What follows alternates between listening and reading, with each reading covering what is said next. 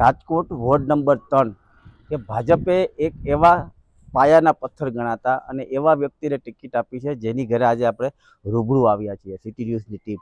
તમને બતાવી દઉં કે વોર્ડ નંબર 3ના અમિત મજેઠિયાનું આ ઘર છે. તમે જુઓ આખું એનું ઘર. આ કયો વિસ્તાર છે? પોપટપરા વિસ્તાર છે.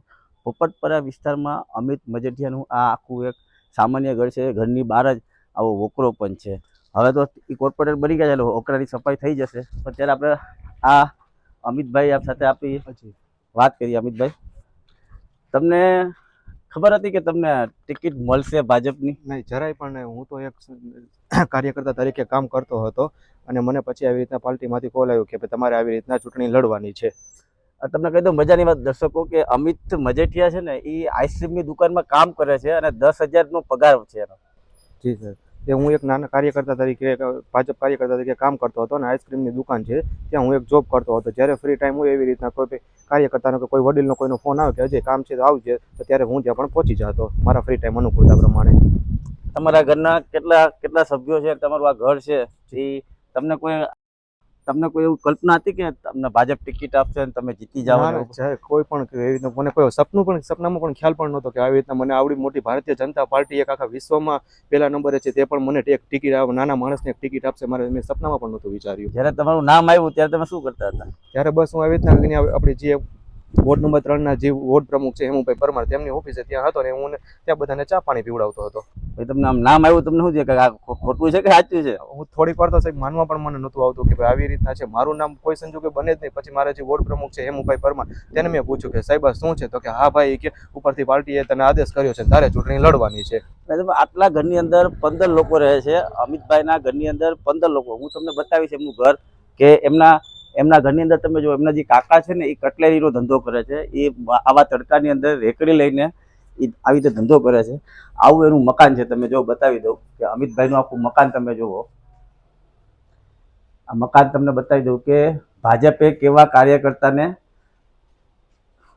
અમિતભાઈ, તમારા રૂમમાં અમને બતાવશો? જી. આ અમિતભાઈનો રૂમ છે. તમે જોઈ શકો છો કે અમિતભાઈ કેવા સામાન્ય માણસ છે, કેવા નાના મકાન પોપટપરાની અંદર રહે છે અને ભાજપે તેને ટિકિટ આપી છે. ભાજપે કાર્યકર્તાઓની જે કદર કરી છે અને 3 નંબરમાંથી તેમને પક્ષે જીતાડી પણ દીધા છે. હવે તમારો ગોલ શું છે? બસ હવે જો ભારતીય જનતા પાર્ટીએ મને જે ટિકિટ આપી છે અને અમારા વોર્ડ વિધાનસભા 68ના ધારાસભ્ય લોકલાડીલા ધારાસભ્ય શ્રી ઉદયભાઈ કાનગડ સાહેબ છે તેમનું અને અમારા વોર્ડ પ્રમુખ જે હેમુભાઈ પરમાર છે તેના માર્ગદર્શન પ્રમાણે અમે 4 ઉમેદવાર ખંભે ખંભો મિલાવીને પ્રજાની વચ્ચે જાશું અને જે પણ કામ હશે તે પૂરા કરશું. હવે તમે મોટી જવાબદારી આવી ગઈ છે. તમારા ઘરની પણ જવાબદારી આવી ગઈ, પ્લસ આખા વિસ્તારની જવાબદારી આવી ગઈ. તો હવે તમે નોકરી કરશો, શું કરશો, કેવી રીતે? હવે નો ડાઉટ તમારો જે પગાર હતો 10,000, હવે તેનાથી વધારે તમારે કોર્પોરેટર બની ગયા, પગાર ચાલુ થઈ જશે. એટલા માટે જનતાનું ધ્યાન રાખશો ને? ના, 100%. હવે જે મને એક વર્લ્ડ રેકોર્ડ ભારતીય જનતા પાર્ટીએ જે ટિકિટ આપી છે તો પછી ધ્યાન તો રાખવું જ પડે સાહેબ મારે. એટલે હવે આઈસ્ક્રીમ ના વેચવા જતા એ હવે મૂકી દેશો ને? હા, આઈસ્ક્રીમ હવે એ ત્યાંથી હવે હું જોબમાંથી નીકળી જઈશ અને બાકીનું જે કામ છે એ બધું કરીશ. પછી જયારે આમ ટિકિટની વાત આવી પછી તમે પ્રચાર કેવી રીતે, પૈસા હતા ને બધું કેવી રીતે આખું બધું મહેનત કરી? પ્રચારનું બધું એવી રીતના હતું ત્યારે વાત કરી. પછી હેમુભાઈ પરમાર છે એ નરેન્દ્રસિંહ જાડેજા ને બધા મારા ઘરે આવ્યા હતા. પછી મેં ઘરે વાત કરી. મેં તો પહેલા તો હેમુભાઈને જ વાત કરેલી હતી કે ભાઈ મારી પાસે તો પૈસા નથી, હું કેવી રીતના ચૂંટણી લડીશ? હું તો એક નાનો સામાન્ય કાર્યકર્તા છું. તમે એમ કહો આ કરી નાખો તો તે વસ્તુ મારે કરવાની છે. ના, પૈસાની વાત જ્યારે આવી રીતના ત્યારે તેને કીધું કે ચાલો અમે તારા ઘરે આવી છીએ અને બીજી કોઈ કઈ ચિંતા કરતો ન હોય. ત્યારે બધો ખર્ચો તો મારો નરેન્દ્રસિંહ જાડેજાએ ઉપાડેલો હતો. તમારા કોઈ મધર હોય કે એને જરા ખાલી બહાર બોલાવો ને, ખાલી એક વાતચીત કરવા માટે. આવો મમ્મી, 1 મિનિટ આવો. મારા મધર છે. નમસ્કાર. તમને સપને ખ્યાલ હતો કે દીકરો કોર્પોરેટર બની જશે? ના ભાઈ, કઈ એવું સપનામાં નહોતું. કોઈ વિચાર્યું હતું આવું? અમારા નાના માણસ અમારે ક્યાં એવું વિચારવાનું જ ન આવે કે મારો દીકરો આટલે લગી પહોંચશે. તો હવે કેવું લાગે તમારો દીકરો આજે કોર્પોરેટર બની ગયો રાજકોટની ભાજપનો? ખુશ થઈ એમ.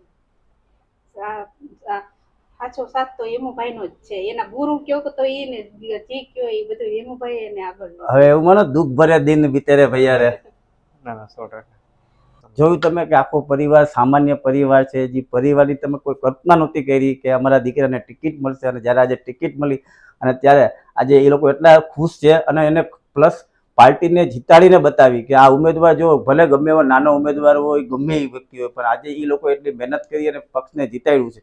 ત્યારે હવે તમે તમારા વોર્ડના લોકોને શું અપીલ કરવા માંગો છો? બસ વોર્ડના લોકોને જે કોઈ અમારા કાર્યક્રમ છે, ટૂંકમાં જે પણ કામ હશે તે પ્રજાની વચ્ચે જશે અને જેટલું બને તેટલું સફળતાપૂર્વક કામ કરશે. ઓકે.